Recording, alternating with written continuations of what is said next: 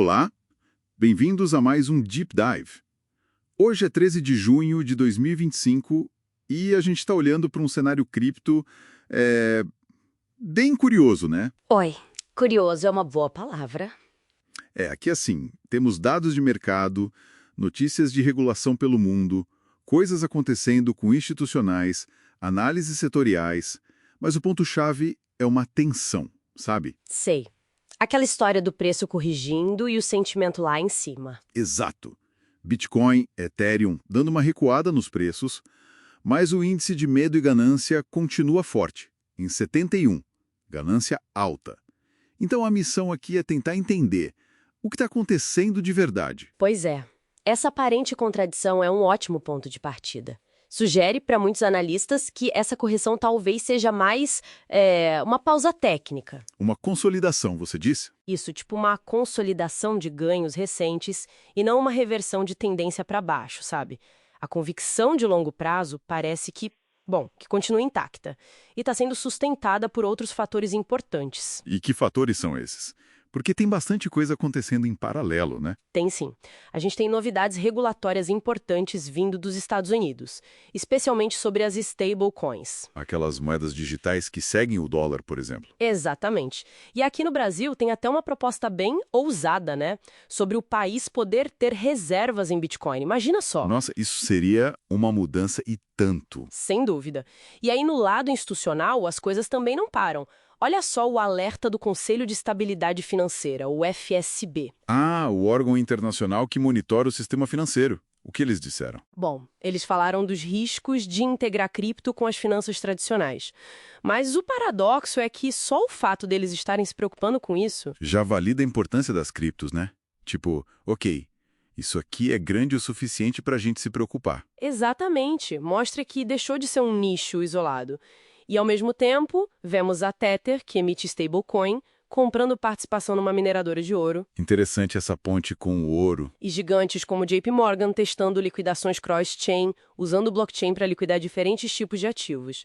O fascinante é ver como a tecnologia está, assim, se entranhando na infraestrutura que já existe. Faz sentido. Essa validação do FSB, mesmo sendo um alerta, é um sinal.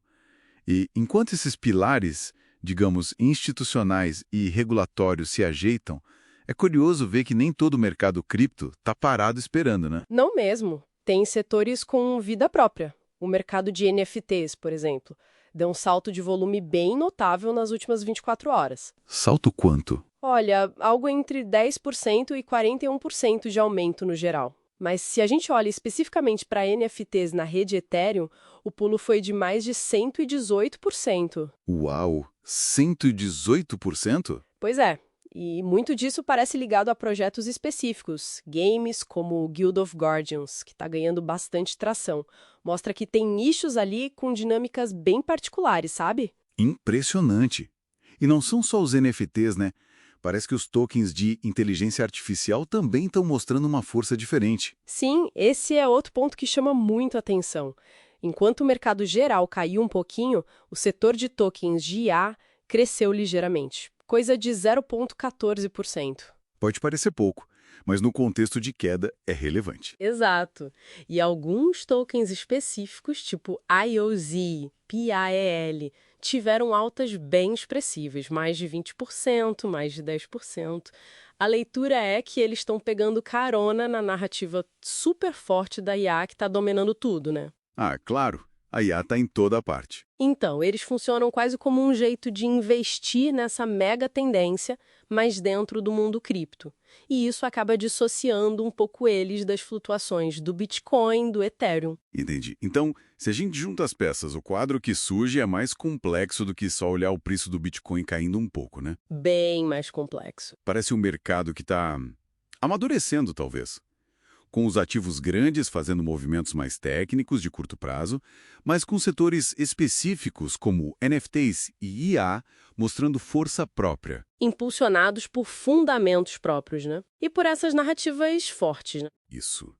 E tudo isso acontecendo enquanto a base regulatória e institucional continua se desenvolvendo. A tal ganância persistente no índice talvez reflita essa confiança mais estrutural, no fim das contas. É uma ótima síntese, eu acho. A consolidação atual nos preços dos grandes não parece abalar a visão de longo prazo. E essa visão se apoia justamente nessa construção de pontes com o sistema financeiro tradicional, na clareza regulatória que vai aos poucos surgindo. A integração avança. Exato.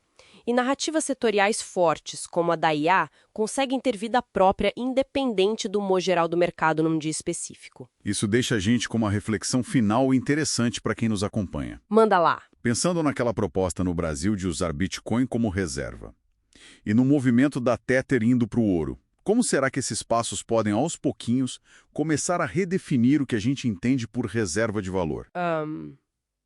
Boa pergunta. E qual o impacto disso para a ideia de soberania monetária na era digital que a gente está vivendo? Fica aí a provocação para se pensar. Com certeza, algo para ficar de olho. É isso. Até o nosso próximo Deep Dive. Até lá.